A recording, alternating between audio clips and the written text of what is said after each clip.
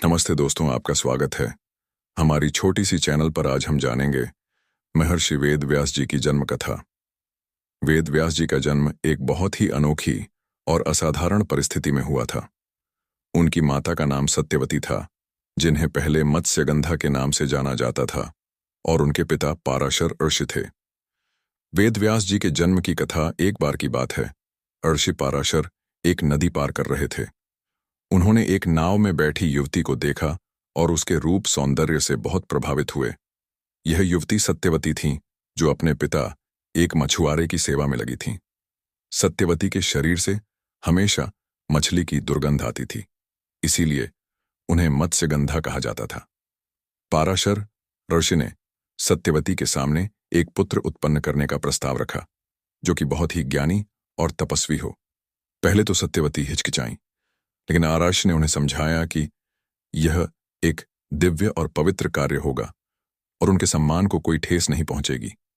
आरश ने उन्हें यह भी वरदान दिया कि उनके शरीर से आने वाली मछली की दुर्गंध कपूर के समान सुगंध में बदल जाएगी। इसी वरदान के कारण सत्यवती का नाम योजनगंधा, एक योजन तक सुगंध फैलाने वाली, भी पड़ा।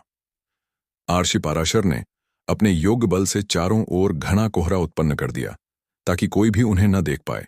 इसी कोहरे के बीच सत्यवती और आर्षि पाराशर के संयोग से एक पुत्र का जन्म हुआ। यह पुत्र एक द्वीप पर पैदा हुआ था और उनका रंग सांवला था, इसलिए उन्हें कृष्ण द्वैपायन कहा गया। कृष्ण का अर्थ है सांवला और द्वैपायन का अर्थ है द्वीप पर जन्मा। बाद में जब उन्होंने वेदों को 4 भागों में विभाजित किया तो उनका नाम वेदव्यास पड़ा। जन्म के तुरंत बाद ही वेदव्यास जी ने अपनी माता को प्रणाम किया और उनसे कहा कि जब भी उन्हें उनकी आवश्यकता होगी वह उन्हें याद कर सकती हैं, और इतना कहकर वह तपस्या करने के लिए चले गए। इस तरह वेदव्यास जी का जन्म हुआ और उन्होंने बाद में महाभारत जैसे महान ग्रंथ और पुराणों की रचना करके भारतीय संस्कृति और साहित्य को समृद्ध किया। जब वेदव्यास जी ने देखा कि समय के साथ लोगों की याददाश्त और एकाग्रता कम हो रही है, तो उन्होंने ज्ञान को सुरक्षित रखने के लिए वेदों को 4 भागों में बांटा: ऋग्वेद, सामवेद, यजुर्वेद, अथर्ववेद। इसी वजह से उनका नाम वेदव्यास पड़ा, जिसका अर्थ है वेदों का विभाजन करने वाला। महाभारत की रचना। वेदव्यास जी का सबसे बड़ा और महत्वपूर्ण योगदान महाभारत की रचना करना है। इस विशाल ग्रंथ को लिखने के लिए उन्होंने गणेश जी से सहायता मांगी। गणेश जी ने एक शर्त रखी कि वे बिना रुके लिखेंगे, और वेदव्यास जी ने भी शर्त रखी कि गणेश जी हर श्लोक को समझकर ही लिखेंगे। इस तरह वेदव्यास जी बोलते गए और गणेश जी लिखते गए। वेदव्यास जी को महाभारत के एक पात्र के रूप में भी दिखाया गया है। वे शांतनु और सत्यवती के पुत्र थे और विचित्रवीर्य, चित्रांगद और भीष्म के भाई थे।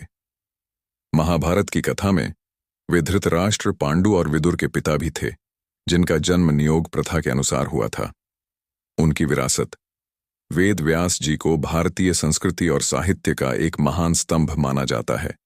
उन्होंने न केवल वेदों और महाभारत की रचना की, बल्कि उन्होंने 18 पुराणों की भी रचना की, जिनमें जीवन, धर्म और ब्रह्मांड के बारे में गहन ज्ञान है। वे आज भी हिंदू धर्म में पूजे जाते हैं और उन्हें गुरु पूर्णिमा के दिन विशेष रूप से याद किया जाता है। वेदव्यास जी का जीवन हमें ज्ञान, धर्म और कर्तव्य के महत्व को सिखाता है। वे एक ऐसे महान आर्षि थे जिन्होंने अपने ज्ञान और तपस्या से मानवता को एक नई दिशा दी।